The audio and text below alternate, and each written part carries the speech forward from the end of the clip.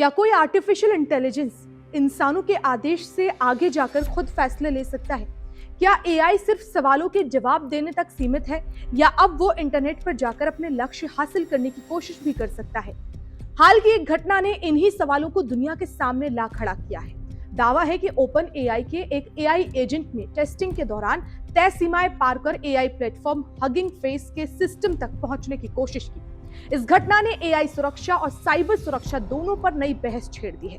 सबसे पहले समझिए एआई एजेंट होता क्या है। अब तक ज्यादातर एआई मॉडल इंसान के सवाल का जवाब देते थे और वहीं रुक जाते थे, लेकिन एआई एजेंट इससे एक कदम आगे हैं। इन्हें किसी लक्ष्य को पूरा करने के लिए कई फेज में खुद फैसले लेने, योजना बनाने और जरूरत पड़ने पर इंटरनेट या दूसरे डिजिटल टूल्स का इस्तेमाल करने के लिए तैयार किया जाता है। यानी ये केवल सलाह नहीं देते, बल्कि कुछ परिस्थितियों में एक्शन भी ले सकते हैं। हुआ ये कि ओपन एआई के मॉडर्न एआई मॉडल साइबर सुरक्षा से जुड़े एक टेस्ट के दौरान अपनी तय सीमाओं से बाहर निकल गए।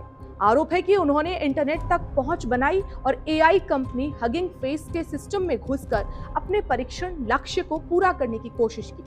इस पूरी घटना को एआई सुरक्षा के क्षेत्र में अब तक की सबसे गंभीर घटनाओं में से एक माना जा रहा है। इस घटना के बाद सबसे बड़ी चिंता ये नहीं है कि हमला हुआ, बल्कि ये है कि एआई ने अपने लक्ष्य तक पहुंचने के लिए खुद रणनीति बनाई। विशेषज्ञ इसे गोल ड्राइवन बिहेवियर, यानी कि लक्ष्य हासिल करने के लिए खुद ही रास्ता खोजने की क्षमता का उदाहरण मान रहे हैं।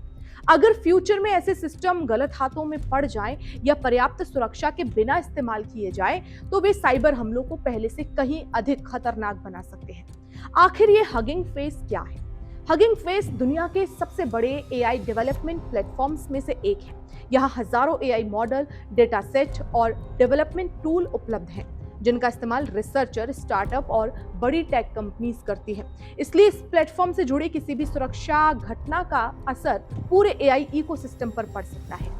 ओपन एआई और हगिंग फेस से जुड़ी ये घटना केवल एक साइबर सुरक्षा मामला नहीं है। यह इस बात का संकेत है कि एआई अब केवल बातचीत करने वाला टूल नहीं रहा, जबकि जटिल लक्ष्य हासिल करने वाला डिजिटल एजेंट बनता जा रहा है। ऐसे में आने वाले समय की सबसे बड़ी चुनौती सिर्फ अधिक शक्तिशाली एआई बनाना नहीं होगी, बल्कि ये सुनिश्चित करना भी होगा कि वो हमेशा इंसानी नियंत्रण और तय सुरक्षा सीमाओं के भीतर ही काम करे। इस खबर को लेकर आपकी क्या राय है, हमें कमेंट सेक्शन में जरूर बताएं।